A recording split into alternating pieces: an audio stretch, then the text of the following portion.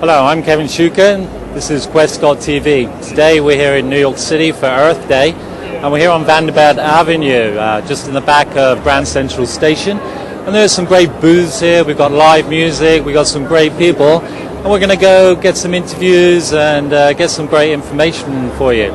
So we hope you enjoy the show, and happy Earth Day, everybody.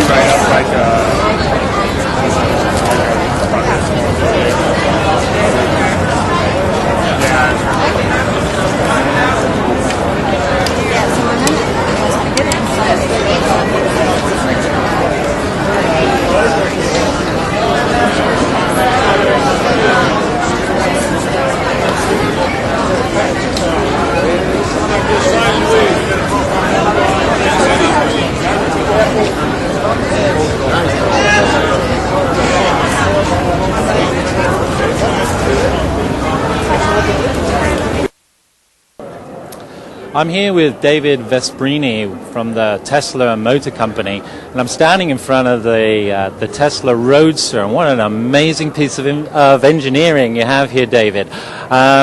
Tell us a little bit about this car. I'm sure people have seen it. I've seen it on the internet, seen pictures of it, but to see it here in real life, it's such a beautiful thing. What is the concept behind it? Give us some details here. Well, the concept is really that you could build a performance car without compromises. So, in essence, you can have your cake and eat it too. You could have a car that's drop-dead gorgeous, that accelerates with the best Ferraris of the world, and that has over twice the efficiency of something like a Prius. And that's what the beauty of electric cars is all about, really, is that you can increase both performance and efficiency together. So you're not trading one off in order to get the other. Okay. What sort of performance are we looking at here? Sort of acceleration-wise, range, charging times, things like that? Some of the numbers that I think people are interested, 0 to 60 in about 4 seconds. Wow. Range on a single charge is about 200 miles. Wow. Top speed is in excess of 130 miles an hour. So it's a truly fast car and one that's extremely efficient. Right. And where do people charge it? Can they charge it at home? Or do they have to go to a charging station, or how does that work? You're definitely not tethered to a charging station. So each car comes with a home charging module that allows you to charge it up quickly, just like you would your cell phone overnight. Okay. But the charger is actually on board the car, so it'll take whatever electricity is available, whether that's 110, 220. There's adapters for just about every form of electrical outlet out there, and that's in the form of a mobile kit that goes with the car. Okay. What about maintenance and that side of it? How does it compare to the old combustion engine? Well, think about a combustion engine. There's hundreds of moving parts, and you're replacing things like belts and hoses and filters and fluids and gaskets. None of that exists on this. The electric motor has basically one moving part, and it's virtually maintenance-free. So there's really nothing to service other than maybe rotating the tires, changing brake pads, topping off the windshield washer fluid, and you're done. Sure. So when does this go into production, and what's going to be the retail price on this and availability? Sure. We go into production this fall, so the retail price is $92,000, and we've already pre-sold almost 400 cars. After this, we have plans for a second model that will follow as a 2010 car. That's codenamed White Star at the moment, and that will be a 4-door, 5-passenger sedan that sells between $50,000 and $65,000. And what sort of reaction are you getting here at Earth Day? Oh, it's been phenomenal. Okay. We've been overwhelmed with the response. This is the first time the car's really been on a road show. And New York's been a big market for us, and we've had a lot of people just super interested in the car. Well, it's great. I mean, I love it. I want this car. You know, it's such a sexy car. It's such a great car. Looks like a Ferrari or something. I can imagine driving around in that. It's really amazing. We want to congratulate you, and great work, man. And I hope everything goes well. I'm Kevin Schuker, and this is QUEST.TV. I'm here with Brent Baker from Tri-State Biodiesel, and we've been hearing a little bit about biodiesel here in New York City and the benefits and the availability of it. Brent, what's going on in the Tri-State area, and what do people need to know about biodiesel? Our company, Tri-State Biodiesel, is bringing biodiesel fuel to New York City. We're working on setting up the first publicly available biodiesel pumps in the city right now. We make all our biodiesel from restaurant oil, cooking oil that we collect from local restaurants. So we have a truck that collects cooking oil from about 300 restaurants in the city today, and we have another 500 restaurants on our waiting list. So it's growing rapidly, and we're starting to produce that into clean burning biodiesel fuel. And so what can our viewers use biodiesel for? Is this for cars, home heating? What are its potential uses? Well, first of all, the reason to use biodiesel is because it's about 75% reduced emissions overall. It's about 90% less toxic as compared to diesel emissions. So it's much friendlier for the planet, for people breathing it, and also in our case it's made from a waste material that's recycled into a usable fuel. That's why to use it. Now, who can use biodiesel? This is a diesel fuel, so it cannot be used in gasoline-powered vehicles. It can, however, be used in any diesel-powered vehicles. That includes passenger cars that are diesel-powered, such as Volkswagens or Mercedes. That includes buses, school buses, muni buses. That includes all of our delivery trucks here in the city, and heating oil. Biodiesel makes an excellent heating oil. We call it BioHeat. And any building in the Tri-State area or anywhere in the Northeast that uses heating oil can substitute BioHeat for about the same price and get great reduced emissions benefits. And does it need any converter or anything that needs to be added to people's systems in order to burn it? No, it doesn't. I'm really glad you asked that. There's a lot of confusion out there, but biodiesel is actually a fuel that's made out of used cooking oil, but it's been converted through chemistry to biodiesel, which can be put directly into a diesel engine. So there's no conversion necessary with biodiesel. Now, if I wanted to put this into my engine, then I would need to do a lot of conversions to my vehicle to make that happen. But with biodiesel, there's no conversion necessary at all. And how does the machinery run? I hear that it runs even better on biodiesel than it would regularly. You know, it's really easy to sell the second tank of biodiesel. And what we see over and over again is that when people use biodiesel fuel, they are thrilled. It burns quieter in the engine, so the engines actually quiet down. A lot of drivers report increased power out of the engine. All our drivers love it. And of course, the fumes are non-toxic. I mean, you can literally go out to the tailpipe if you're burning a high blend of biodiesel, put your mouth right on the tailpipe, and you just know. There's no question. You know that this is a safer fuel. And so mechanics love it. It burns really clean in the engines. And the drivers love it too. So why aren't we all using it, Ben? I mean, what's been the response here at Earthday? The response has been great in general for biodiesel, from people that operate diesel vehicles to people that have that are supers of buildings that are using BioHeat. They love it. The politicians are really coming on board now. We have an initiative that's going through the State Assembly right now that's going to require school buses in the state of New York to use biodiesel. So it is catching on. It hasn't been available in large quantities here in New York, which is really a supply and demand manufacturing issue. This is a new technology. There are only a handful of factories around the country, only a few dozen factories around the entire country making biodiesel. Okay. So it's just becoming available. Currently there's no pumps in New York City to get biodiesel. That will change by this summer. That is why we are working so hard to bring this fuel to the city. I guess one last question. I know you're using, this is the cooking oil that you're using. Do we smell a French fries as we're driving down the street? It actually doesn't have much of an odor, but it's a little bit of a light aroma, if you will. But it's really quite a bit friendlier than what you would smell from the diesel engines. Yeah, like I said, we're really trying to target school buses because, of course, then you get the reduced global warming gas benefit, and you also get the benefit of the school children not having to breathe those toxic diesel fumes. So we hope to bring it into school buses throughout the city and state, and also to take many of our dirtiest vehicles in the city and make them our cleanest with biodiesel fuel. And if the school bus smells of French fries, the kids will be happy to get on the bus and go to school. That's right. Well, I don't know. They might want to go, get some French fries somewhere. Well, it's been great information. Thank you so much, Brent. And we wish you the best of luck. Thank you so much. And let's all go fill up with biodiesel.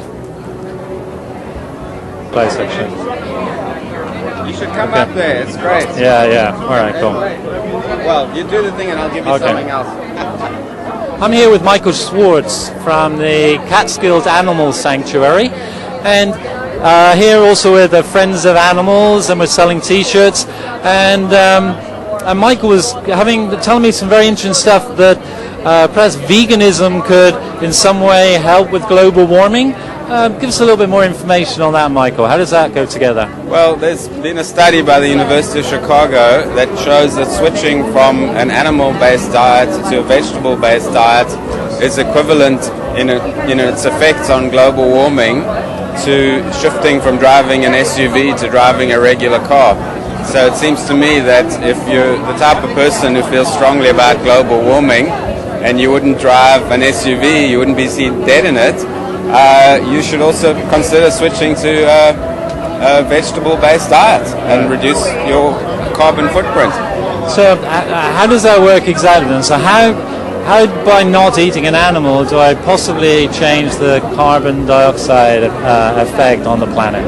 Well, the raising of animals for food is a huge consumer of carbon in the form of the feeds that are given to animals, in the form of transportation, in the form of fertilizers, and the carbon footprint of animal production is so much greater by orders of magnitude than the footprint caused by simply eating the food directly rather than feeding it through the animal and then eating the animal. And that applies to dairy products and eggs as well. The same reasoning applies. I mean, we're here outside Grand Central Station, and right behind us, I think, is one of the more famous steak restaurants in New York City. How has the response been here? What sort of reaction are you getting? Well, I think most people who come to this kind of event want to do something. Yeah. And I think if they knew exactly what the implications were of their diet and what they could do by even just reducing the amount of meat and dairy in their diets, I think they'd be happy to do that. And we are having tremendous response from people on that. Yeah. Well, we fully support vegetarianism, veganism, living food. We see that as the way forward for us all. And it's great to meet kindred spirits who are out here promoting the same information. How could anybody, if they wanted to find out more information, is there a phone number or a web address they could contact? friendsofAnimals.org or Catskill Sanctuary, casanctuary.org. Okay. So here on Earthday in New York City, if we all just move towards a vegan, vegetable-based diet, not only are we preventing a lot of cruelty to animals, but we're also contributing to protecting the planet and the carbon dioxide effects. So thank you very much, Michael. It's been great information. We appreciate it. I'm Kevin Schuker, and this is QUEST.TV. We're here with, I bumped into Beth Fattini, who is what is this MSEL here, Beth? It's a Master of Studies in Environmental Law that I got from Vermont Law School many years ago, but served me well because now I'm working in the environmental field and I love it. I work on clean energy issues and organic alternatives to pesticides on Long Island. Wow, we got the real deal here. So tell us, Beth, what's going on locally here in the New York and Long Island area that our viewers should be aware of?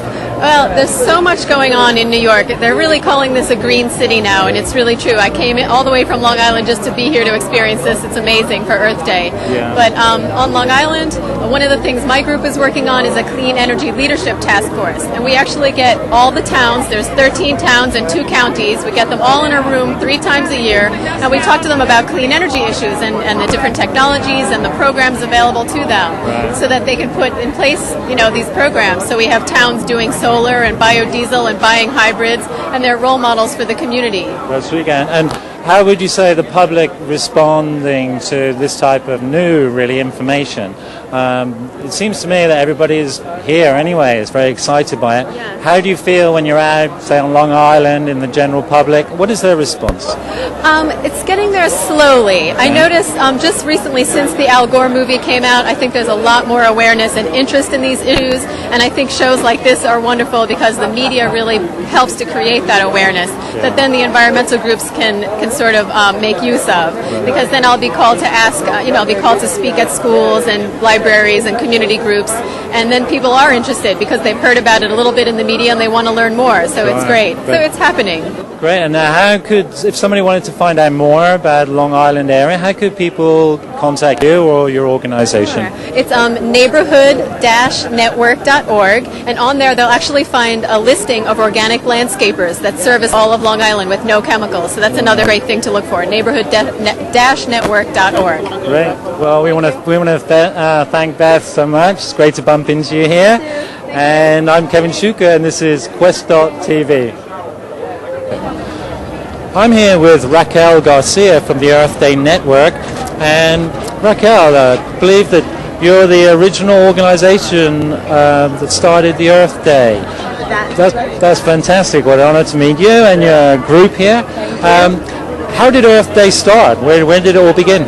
It began in 1970. Senator Gaylord Nelson and a group of students, led by Dennis Hayes, started the environmental movement, sort of taking advantage of the demonstrations against Vietnam and the anti-war movement. So they started grouping people all around the country, especially in campuses. And in 1970, April 22nd, the first day Earth Day happened, and more than 20 million people went into the streets to ask for a better environment. And out of that first Earth Day, things like the Clean Water Act, the Clean Air Act, and the Environmental Protection Agency were created. So it was a great success. Wow, that's fantastic. And what are you doing here at Earth Day this year? Well, we are launching a campaign to get people to tell Congress that we want an 80% reduction in carbon emissions by 2050.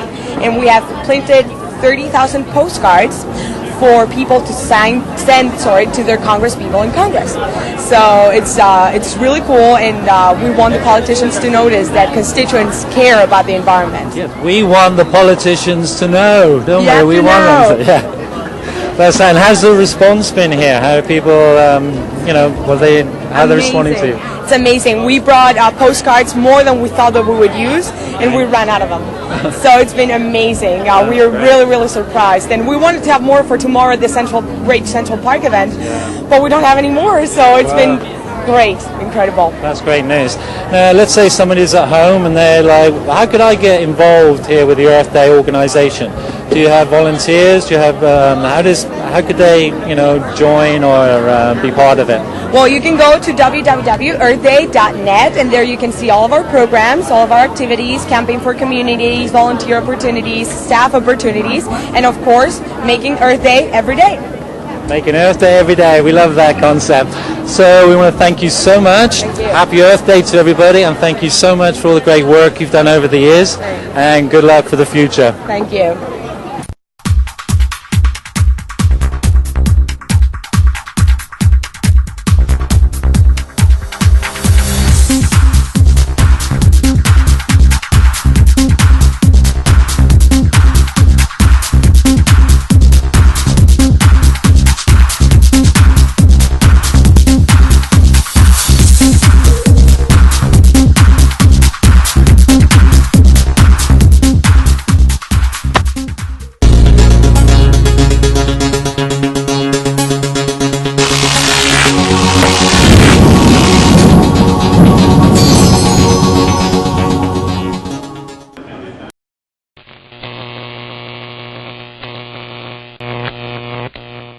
Hi, my name's Chris Neidel. I'm the outreach coordinator for Solar One, where we're standing right now.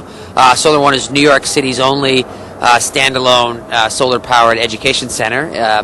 And during the summertime, we open up our venue here right on the East River for a variety of different public events, cultural events that we produce. Tomorrow we're starting with our annual Green Drinks celebration. We'll host about 500 people here for a big party, and then throughout the summer we do a lot of film, music, dance, cultural programs, and also lectures and other workshops and forums. Most of our programs are actually powered from our small little solar power, our solar photovoltaic array on top of our roof. And what we're doing this summer is we're adding actually a biodiesel generator to make up the difference of our power needs. So right now we just purchased a nice 10 gallons of biodiesel from New York City's own Tri-State Biodiesel, and we will give it its virgin launch tomorrow at 6 o'clock. Come on down.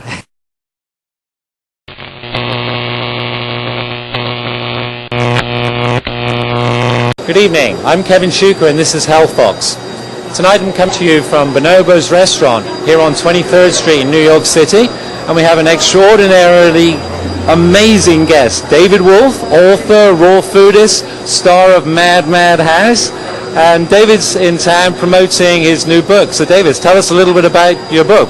Well, about 5 years ago was the first time I ever had tried raw cacao beans, and I was always told by my friends who gave them to me in Hawaii, just throw them in a smoothie, throw them in a smoothie. And I wasn't really a big chocolate fan since the time I was a teenager, so I never really thought about eating them. One day, a few years after that, my friend said, hey, have you ever just peeled one and eaten a cacao bean? That's the raw chocolate nut. And I never had, so as soon as I ate it, I had basically signed on the dotted line with the cacao god in that moment. And that's how this book came to fruition. It started that night and just continued, and it became the preeminent project in my life. Absolutely. Well, I know we're all excited about cacao. We've heard you speak on it here in New York before our Aphrodisia party, which was a great event. Show us this book. What's this? Naked Chocolate. That's quite a provocative title you have there. It's really interesting that the day that happened in Hawaii, I was with a very good friend of mine, Shazzy, who's kind of does what I do in the UK. She's a preeminent raw foodist and kind of an educator over there. Right. And we were in Hawaii together, and then we went to Amsterdam together. And during that time, we conceived of the name and the structure and the recipes in this book. Okay. And then it just flowed from there. She handled a lot of the photography and graphic arts. I handled a lot of the research and the writing. Right. And we just really worked together to create this book. And what do you have in there? You have different recipes, how people can eat chocolate, and I suppose a lot of technical details as well. Well, if you could just give us a quick run, what would you say are the greatest qualities of raw cacao beans? Raw cacao beans are the #1 food source of magnesium, the #1 food source of chromium, the #1 food source of antioxidants, probably overall the best brain food in the world, and probably the funnest food to eat ever. Oh, yeah? And so what we've done is we've combined a lot of recipes, at least 60 different recipes. We have done the technical research in terms of the pharmacology of cacao beans, the not just the minerals, but also the whole thing about theobromine and caffeine. Actually, cacao beans contain no caffeine or 1/20th of what's in a coffee bean, which is de minimis. It's essentially an insignificant amount of caffeine. Right. So doing that kind of research, and then also the history of chocolate, which is by far the most amazing history of any single food in the world.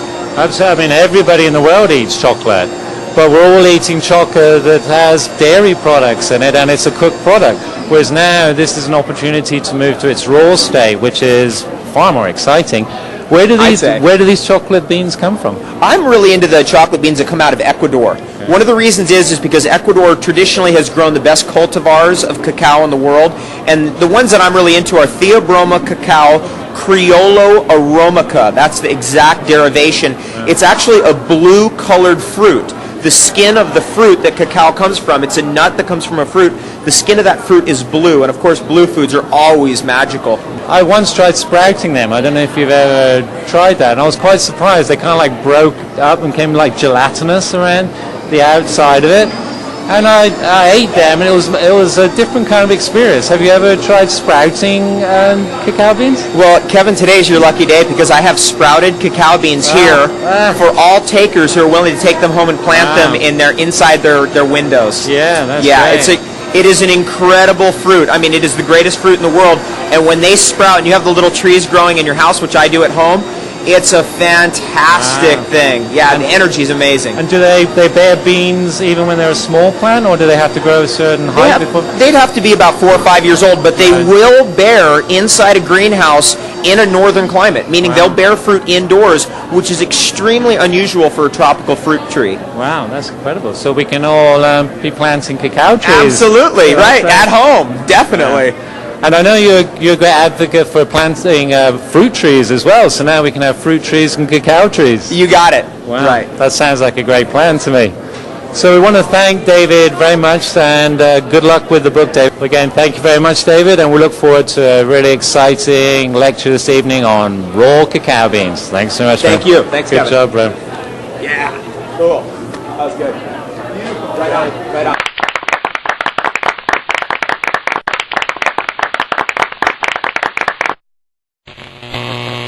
Ordinarily, with some oils we find in the market, we shouldn't really look to take them internally, right? Because the purity is not there. Absolutely. Actually, 98% of essential oils currently on the market today are synthetic perfume quality cheap oils. Yeah. You never want to ingest an essential oil that's perfume quality. In fact, I don't even believe anyone should put that on their skin, because if you think about it, your skin is the largest organ in your entire body.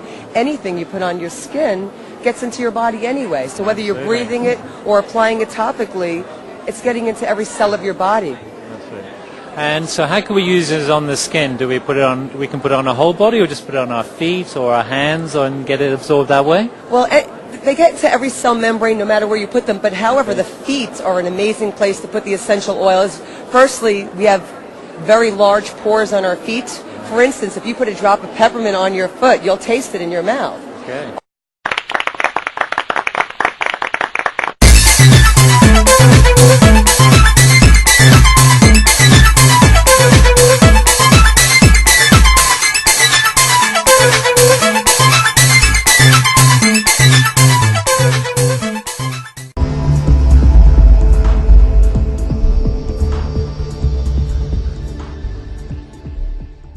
That trans fats are a result of treating oils to do high temperature and hydrogenation. Now this process changes the natural cis occurring molecule and changes it into an unnatural trans formation. With margarine, it can be from 4 to 43% trans fatty acid.